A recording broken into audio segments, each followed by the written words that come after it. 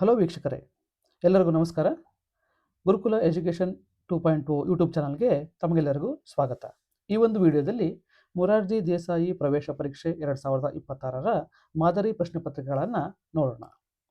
ಮೊದಲನೇ ಪ್ರಶ್ನೆ, ಕನ್ನಡದ ಆದಿಕವಿ ಯಾರು? ಕನ್ನಡದ ಆದಿಕವಿ ನಾವು ಪಂಪನನ್ನು ನಾವು ಕನ್ನಡದ ಆದಿಕವಿ ಅಂತ ಕರಿತೇವೆ. ಅದರಿಂದ ಸರಿಯಾದ ಉತ್ತರ ಬಂದ್ಬಿಟ್ಟು ನಮಗೆ ಆಪ್ಷನ್ ಬಿ ಆಗಿರುತ್ತೆ, ಅದು ಪಂಪ. ಎರಡನೇ ಪ್ರಶ್ನೆ ನೋಡೋಣ. ರಾಮಾಯಣ ಮಹಾಕಾವ್ಯದ ಕರ್ತೃ ಯಾರು ಅಂತ ಇದೆ. ಅಂದರೆ ಕರ್ತೃ ಅಂದರೆ ರಾಮಾಯಣವನ್ನು ಬರೆದವರು ಯಾರು ಅಂತೇಳಿ. ರಾಮಾಯಣವನ್ನು ಬರೆದವರು ನಮಗೆಲ್ಲ ತಿಳಿದಿದೆ, ವಾಲ್ಮೀಕಿ ಅಂತೇಳಿ. ಹಾಗಾಗಿ ಸರಿಯಾದ ಉತ್ತರ ಆಪ್ಷನ್ ಬಿ. ಮುಂದಿನ ಪ್ರಶ್ನೆ, ವಚನ ಸಾಹಿತ್ಯಕ್ಕೆ ಹೆಸರಾದವರು ಯಾರು ಅಂತ ಇದೆ. ನೋಡ್ರಿ, ವಚನ ಸಾಹಿತ್ಯ ಅಂದರೆ ನಮಗೆಲ್ಲರಿಗೂ ವಚನಗಳನ್ನು ನಮ್ಮ ಪಠ್ಯಪುಸ್ತಕದಲ್ಲಿ ಕೊಡಬೇಕಾದ್ರೇ ಬಸವಣ್ಣನವರ ವಚನಗಳು ಅಂತ ಕೊಡ್ತಾರೆ. ಹಾಗಾಗಿ ಈ 4 ಜನದಲ್ಲಿ ವಚನ ಸಾಹಿತ್ಯಕ್ಕೆ ಹೆಸರಾದವರು ಬಸವಣ್ಣನವರು. ಹಾಗಾಗಿ ಆಪ್ಷನ್ ಬಿ ಅನ್ನೋದು ಸರಿಯಾದ ಉತ್ತರ ಆಗಿರುತ್ತೆ. ಮುಂದಿನ ಪ್ರಶ್ನೆ, ಸೂರ್ಯ ಪದದ ಸಮಾನಾರ್ಥಕ ಪದ ಯಾವುದು? ನೋಡಿ, ಸೂರ್ಯನನ್ನು ರವಿ ಅಂತಲೂ ನಾವು ಕರಿತೇವೆ. ಹಾಗಾಗಿ ಆಪ್ಷನ್ ಬಿ ಸರಿಯಾದ ಉತ್ತರ ಆಗಿರುತ್ತೆ. 5ನೇ ಪ್ರಶ್ನೆ, ನದಿ ಹರಿಯುತ್ತದೆ ಈ ವಾಕ್ಯದಲ್ಲಿ ಕ್ರಿಯಾಪದ ಯಾವುದು?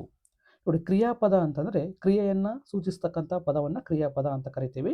ಇದರಲ್ಲಿ ಹರಿಯುತ್ತದೆ ಅನ್ನೋ ಪದ ಕ್ರಿಯೆಯನ್ನು ಸೂಚಿಸುತ್ತೆ. ಹಾಗಾಗಿ ಆಪ್ಷನ್ ಬಿ ಸರಿಯಾದ ಉತ್ತರ.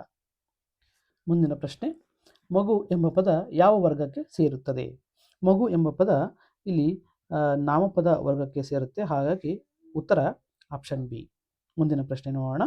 ಸತ್ಯ ಪದದ ವಿರುದ್ಧಾರ್ಥಕ ಪದ ಯಾವುದು ಅಂತಿದೆ. ಸತ್ಯ ಪದದ ವಿರುದ್ಧಾರ್ಥಕ ಪದ ಬಂದುಬಿಟ್ಟು ಅಸತ್ಯ ಆಗಿರುತ್ತೆ. ಹಾಗಾಗಿ ಆಪ್ಷನ್ ಬಿ ಸರಿಯಾದ ಉತ್ತರ ಆಗಿರುತ್ತೆ. ಮುಂದಿನ ಪ್ರಶ್ನೆ, ಕನ್ನಡ ರಾಜ್ಯೋತ್ಸವ ಯಾವ ದಿನ ಆಚರಿಸಲಾಗುತ್ತೆ? ನಮಗೆಲ್ಲ ತಿಳಿದಿದೆ, ನವೆಂಬರ್ 1ರಂದು ನಾವು ಕನ್ನಡ ರಾಜ್ಯೋತ್ಸವವನ್ನು ಆಚರಣೆ ಮಾಡ್ತೇವೆ. ಹಾಗಾಗಿ ಆಪ್ಷನ್ ಸಿ ಸರಿಯಾದ ಉತ್ತರ ಆಗಿರುತ್ತೆ. ಇಲ್ಲಿ ನೋಡಿ, ಜನವರಿ 26ರಂದು ನಾವು ಗಣರಾಜ್ಯೋತ್ಸವವನ್ನು ಆಚರಿಸ್ತೇವೆ. ಆಗಸ್ಟ್ 15ರಂದು ನಾವು ಸ್ವಾತಂತ್ರ್ಯ ದಿನಾಚರಣೆಯನ್ನು ಆಚರಿಸ್ತೇವೆ. ಅಕ್ಟೋಬರ್ 2ರಂದು ಗಾಂಧಿ ಜಯಂತಿಯನ್ನು ನಾವು ಆಚರಣೆ ಮಾಡ್ತೇವೆ. ಅದರಿಂದ ಕನ್ನಡ ರಾಜ್ಯೋತ್ಸವ ನವೆಂಬರ್ 1ರಂದು ನಾವು ಆಚರಣೆ ಮಾಡ್ತೇವೆ.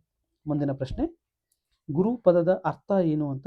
ನಾವು ಶಿಕ್ಷಕರನ್ನು ಗುರು ಅಂತಲೂ ಕರಿತೀವಿ, ಗುರುಗಳು ಅಂತ. ಹಾಗಾಗಿ ಶಿಕ್ಷಕ ಅನ್ನೋದು ಗುರುಗಳು, ಗುರು ಪದದ ಸಮಾನಾರ್ಥಕ ಅರ್ಥ ಆಗಿರುತ್ತೆ ಗುರು ಪದದ. ಹಾಗಾಗಿ ಉತ್ತರ ಆಪ್ಷನ್ ಸಿ ಶಿಕ್ಷಕ.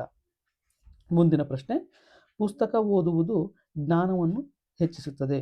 ಇದು ಯಾವ ರೀತಿಯ ವಾಕ್ಯ ಅಂತ ಕೇಳಿದ್ದಾನೆ.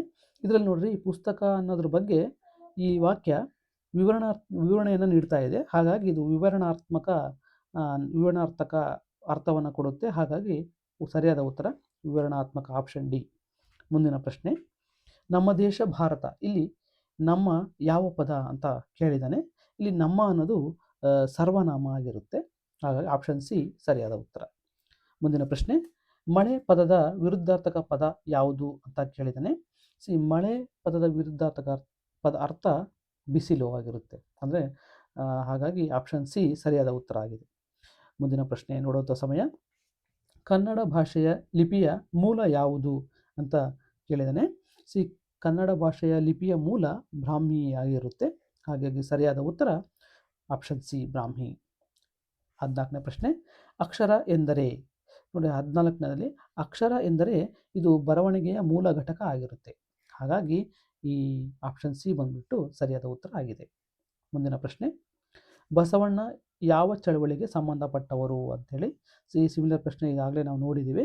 ಬಸವಣ್ಣನವರ ವಚನಗಳು ಬರೆದಿದ್ದಾರೆ. ಹಾಗಾಗಿ ಅವರು ವಚನ ಚಳವಳಿಗೆ ಸಂಬಂಧಪಟ್ಟವರಾಗಿರ್ತಾರೆ. ಆಪ್ಷನ್ ಬಿ ಸರಿಯಾದ ಉತ್ತರ. ಮುಂದಿನ ಪ್ರಶ್ನೆ, ನದಿ ಪದದ ವಿರುದ್ಧಾರ್ಥಕ ಪದ ಯಾವುದು?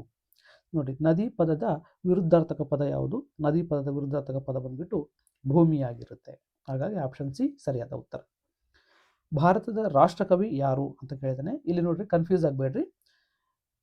ಭಾರತದ ರಾಷ್ಟ್ರಕವಿ ಬಂದ್ಬಿಟ್ಟು ಟಾಗೋರ್ ಆಗಿರ್ತಾರೆ. ಬಟ್ ಕರ್ನಾಟಕಕ್ಕೆ ಸಂಬಂಧಪಟ್ಟಂಗೆ ರಾಷ್ಟ್ರಕವಿ ಕುವೆಂಪು ಆಗಿರ್ತಾರೆ. ಬಟ್ ಇಲ್ಲಿ ಭಾರತದ ರಾಷ್ಟ್ರಕವಿ ಕೇಳಿರೋದ್ರಿಂದ ರವೀಂದ್ರನಾಥ ಟಾಗೋರ್ ಅವರು ಭಾರತದ ರಾಷ್ಟ್ರಕವಿ ಆಗಿರ್ತಾರೆ. ಹಾಗಾಗಿ ಆಪ್ಷನ್ ಸಿ ಸರಿಯಾದ ಉತ್ತರ ಆಗಿರುತ್ತೆ. ಮುಂದಿನ ಪ್ರಶ್ನೆ, ಶಾಲೆಗೆ ಹೋಗುತ್ತೇನೆ ಈ ವಾಕ್ಯದಲ್ಲಿ ಕ್ರಿಯಾಪದ ಯಾವುದು ಅಂತ ಕೇಳಿದ್ದಾನೆ. ಕ್ರಿಯಾಪದ ಅಂತಂದರೆ ವಾಕ್ಯದಲ್ಲಿ ಕ್ರಿಯೆಯನ್ನು ಸೂಚಿಸ್ತಕ್ಕಂಥ ಪದವನ್ನು ನಾವು ಕ್ರಿಯಾಪದ ಅಂತ ಕರಿತೇವೆ. ನೋಡಿ, ಹೋಗುತ್ತೇನೆ ಅನ್ನೋ ಪದ ಕ್ರಿಯೆಯನ್ನು ಸೂಚಿಸುತ್ತೆ. ಹಾಗಾಗಿ ಆಪ್ಷನ್ ಬಿ ಸರಿಯಾದ ಉತ್ತರ. ಹೋಗುತ್ತೇನೆ ಅನ್ನೋದು ಕ್ರಿಯಾಪದ ಆಗಿರುತ್ತೆ. ಮುಂದಿನ ಪ್ರಶ್ನೆ, ಮಗು ಹೂವನ್ನು ನೋಡಿತು. ಇಲ್ಲಿ ಹೂವನ್ನು ಯಾವ ಪದ ಅಂತ ಕೇಳಿದ್ದಾನೆ. ನೋಡಿ, ಇಲ್ಲಿ ಹೂವನ್ನು ಬಂದ್ಬಿಟ್ಟು ಕರ್ಮ ಪದ ಆಗಿರುತ್ತೆ. ಇಲ್ಲಿ ಕರ್ತೃ, ಕರ್ಮ, ಕ್ರಿಯಾಪದ ಅಂತ ಮೂರು ಇರುತ್ತೆ ವಾಕ್ಯದಲ್ಲಿ. ಮಗು ಅನ್ನೋದು ಕರ್ತೃಪದ, ಹೂವನ್ನು ಅನ್ನೋದು ಕರ್ಮಪದ, ನೋಡಿತು ಅನ್ನೋದು ಕ್ರಿಯಾಪದ ಆಗಿರುತ್ತೆ. ಹಾಗಾಗಿ ಇಲ್ಲಿ ಹೂವನ್ನು ಕೇಳಿದ್ರಿಂದ ಅದು ಕರ್ಮಪದ ಆಗಿರುತ್ತೆ. ಮುಂದಿನ ಪ್ರಶ್ನೆಗೆ ಹೋಗೋ ಸಮಯ. ಕೈ ತೊಳೆಯುವುದು ಎಂದರೆ ಅಂದರೆ, ಕೈ ತೊಳೆಯುವುದು ಅಂದರೆ ಅದರ ಅರ್ಥ ಏನು ಅಂತ ಕೇಳಿದ್ದಾನೆ. ಇಲ್ಲಿ ಕೈ ಸ್ವಚ್ಛಗೊಳಿಸುವುದನ್ನು ನಾವು ಕೈ ತೊಳೆಯುವುದು ಅಂತ ಕರಿತೇವೆ. ಹಾಗಾಗಿ ಆಪ್ಷನ್ ಬಿ ಸರಿಯಾದ ಉತ್ತರ. ಇದುವರೆಗೂ ಕನ್ನಡ ವಿಷಯಕ್ಕೆ ಸಂಬಂಧಪಟ್ಟಿರ್ತಕ್ಕಂಥ ಮಾದರಿ ಪ್ರಶ್ನೆಗಳನ್ನು ಉತ್ತರ ಸಹಿತ ವೀಕ್ಷಿಸಿದ್ದೀರಿ.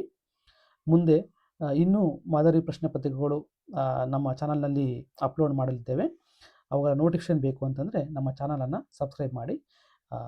ಈ ವಿಡಿಯೋ ಇಷ್ಟವಾದಲ್ಲಿ ಒಂದು ಲೈಕ್ ಒತ್ತಿ, ಕಾಮೆಂಟ್ ಮಾಡಿ. ಧನ್ಯವಾದಗಳು.